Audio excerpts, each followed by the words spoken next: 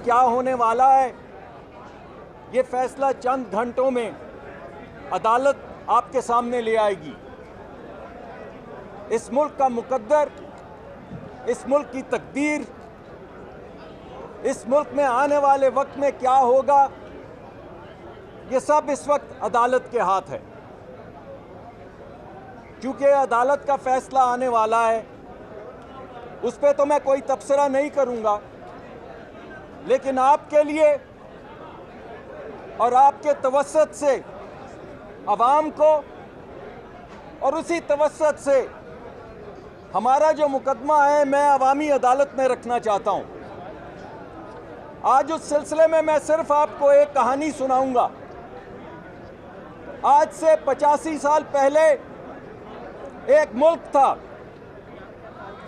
उस मुल्क में एक शख्स ने नारा मारा कि हम नई मुमलिकत बनाएंगे, नई मुमलिकत। और अगरचे उस शख्स की मेजॉरिटी नहीं थी, लेकिन वो एक कोalition के अंदर हुकूमत में आ गया। हुकूमत के आने के बाद उसको ये एहसास हुआ कि ये जो इदारे हैं, तमाम इदारे एक एक करके, और ये जो पार्लियामान है, ये तो मेरे रास्ते की रुकावट है, क्योंकि मैं तो एक नई मुमलिकत बनाना चाहता हूं, नई मुमलिकत, नया मुल्क।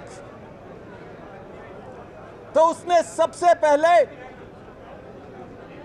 पार्लियामान को आग लगाई और पार्लियामान के अंदर बैठी हुई ऑपोजिशन के ऊपर गद्दारी का इल्जाम लगाया।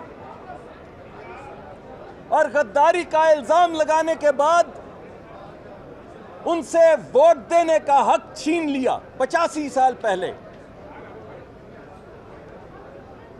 और जब वोट देने का हक छीन लिया तो फिर रूलिंग्स के जरिए मुल्क को चलाना शुरू किया और पूरे मुल्क को बताया कि इस मुल्क की खुददारी हमने रिस्टोर करनी है। और खुददारी का मतलब है कि पूरी दुनिया हमारी दुश्मन है। और कौन कौन है हमारा दुश्मन? अमेरिका है हमारा दुश्मन, बरतानिया है हमारा दुश्मन, यूरोप है हमारा दुश्मन। ये तमाम हमारे दुश्मन मुमालिक हैं। और अगर हमने अपने मुल्क के गरीब लोगों की खुददारी और खुद मुख्तारी को आगे बढ़ाना है तो हम नफरत की एक आग जलाएंगे और उस नफरत की आग में पूरे यूरोप को भस्म कर देंगे और इसी से हम रिस्टोर होंगे। हमारी जो पुरानी तारीखी जो पोजीशन है वो उसी वक्त हमें अपना वकार मिलेगा जब हम हर तरफ नफरत फैला देंगे और आग लगा देंगे। कोई मुमासलत नजर आई?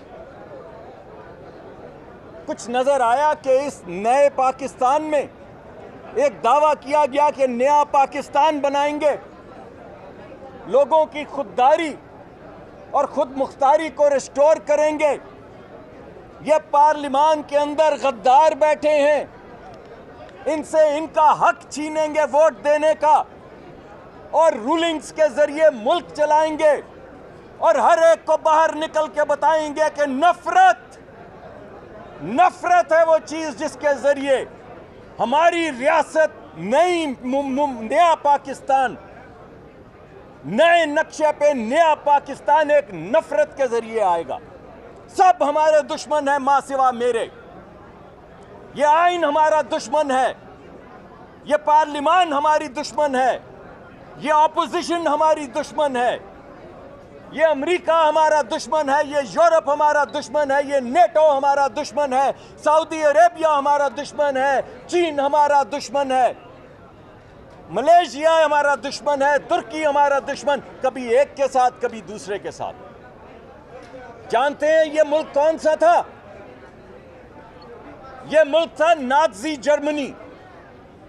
और जानते हैं वो लीडर कौन था जिसने अपनी ऑपोजिशन को गद्दार करार दिया, उनसे वोटिंग का हक छीना? यह था हिटलर। और अब आपको मालूम पड़ा कि वजीर आजम ने क्यों यह बयान दिया था कि अगर हिटलर को यू टर्न लेना आता। तो मेरे दोस्तों, आज हिटलर ने यू टर्न ले लिए। अब देखते हैं तारीख कहां जाती है। जैसे वजीर आजम कहते थे, इमरान खान साहब कहते थे कि अगर वो यू टर्न लेना सीख लेता तो तारीख बदल जाती। आज वो तारीख हम सुप्रीम कोर्ट के हवाले कर रहे हैं। आने वाले मुस्तकबिल की तारीख आज सुप्रीम कोर्ट के हाथ है। 2-3 घंटे में सुप्रीम कोर्ट ने फैसला करना है कि क्या हमें नफरत की बुनियाद पे आगे बढ़ना है, क्या हमें लोगों को गद्दार और काफिर कहने की बुनियाद पे आगे बढ़ना है, या हमें मोहब्बत का पैगाम लेकर, तरक्की का पैगाम लेकर, अपने गरीब लोगों को आगे बढ़ाने का पैगाम लेकर आगे जाना है।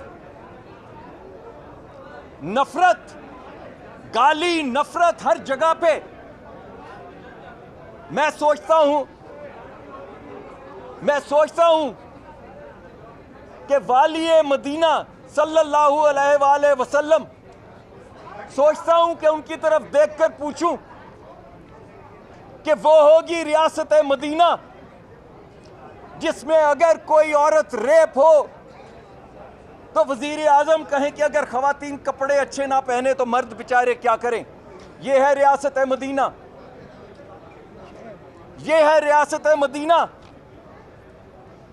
कि अगर आपको ऑपोजिशन अपोज करे तो आप कहें गद्दार गद्दार गद्दार।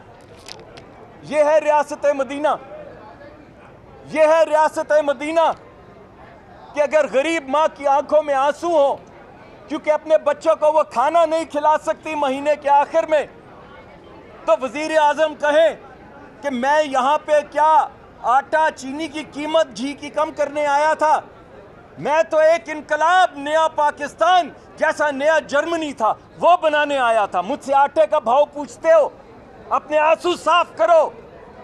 ये जो हाथ फैलाए हैं पैसे खत्म होने के लिए के बाद क्योंकि बच्चों को खाना नहीं है, ये हाथ हटाओ मेरे आगे से। मेरा ये काम नहीं है, मेरा काम है नया पाकिस्तान जिसमें बच्चे भूखे मरें, बाएं हाथ फैलाएं, मुल्क खुददार रहे, लोगों की खुददारी जाती रहे। तो मैं आसमान की तरफ आंखें बुलंद करके पूछता हूं, वाली मदीना सल्लल्लाहु अलैहि वसल्लम से गुजारिश और इल्तिजा करता हूं कि क्या यह थी रियासत मदीना और क्या यह है रियासत मदीना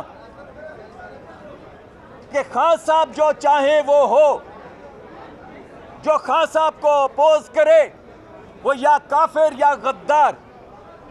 तो मैं ये चाहूंगा कि आज अदालत जो भी फैसला करे हम उनके सामने इल्तिजा और इल्तमास दोनों करते हैं कि तारीख देख लें।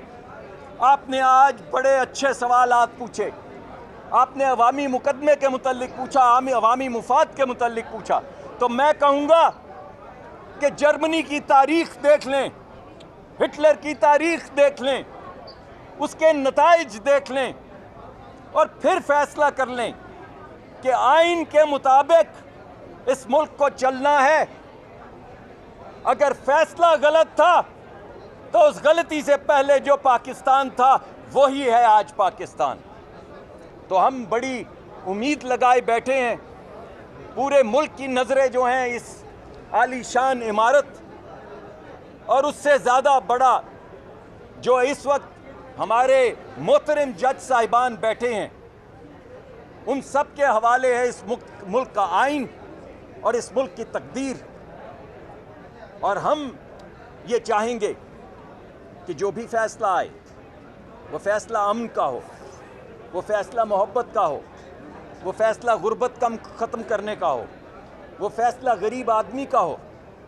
वो ऐसा फैसला ना हो कि गलत तो हो गया मगर इस वक्त की ज़रूरत क्या है।